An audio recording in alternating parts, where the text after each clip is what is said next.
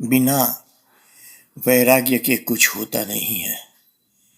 कारण कि वैराग्य न होवे तो समय समय पर बाहर के विषयों में वृत्ति बहिर्मुख होती रहेगी। परिणाम में निष्ठा जमेगी नहीं, बिना निष्ठा के एकाग्रता होगी नहीं और आनंद मिलेगा नहीं। आंतरिक वैराग्य के लिए विषयों में दोष दर्शन और बाहर का स्थूल त्याग भी अनिवार्य है।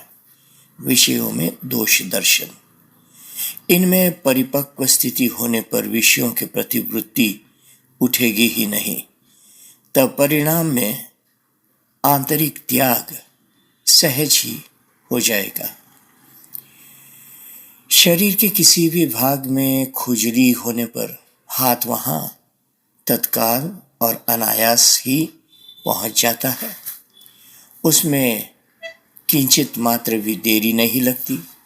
उसी प्रकार अनादिकाल के अभ्यास अनुसार मन भी विषयों में तत्काल जम जाता है। ये ऐसा होना सहज जैसा ही लगता है। इसलिए सतत जागृति और दीर्घकाल के अभ्यास के बिना विषयों से मन को लौटाना अत्यंत मुश्किल है। अभ्यास में सत्संग, सात्विक आहार तथा विषयों में दृढ़ वैराग्य व विषयों में दोष दर्शन सहायक है। अंदर से तो त्याग है, परंतु भोगने का प्रारब्ध है, ऐसा कहना ये बराबर नहीं है। जिस वस्तु को असार और असत्य समझकर त्याग दिया, उसी को भोग समझकर भोग आ जाए, ये विरोध आभास है।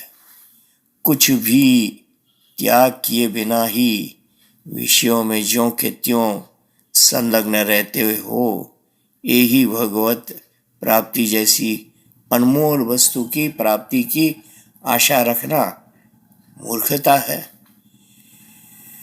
राग होने पर भी अपने तो सिर्फ प्रारब्ध भोग रहे हैं, ऐसा भूल कर नहीं मानना।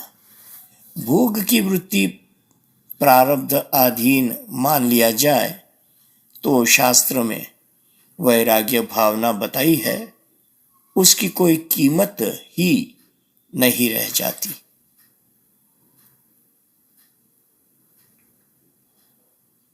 पंचदशीकार ने इस विषय में बहुत सी गलतफहमी खड़ी कर दी है।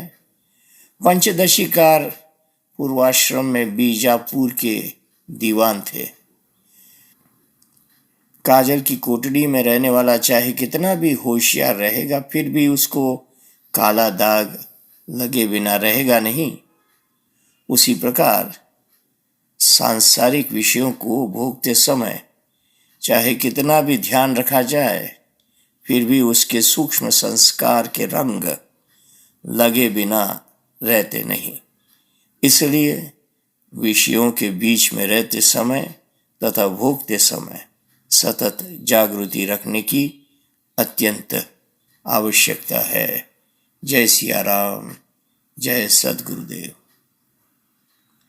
ओम शांति शांति शांति।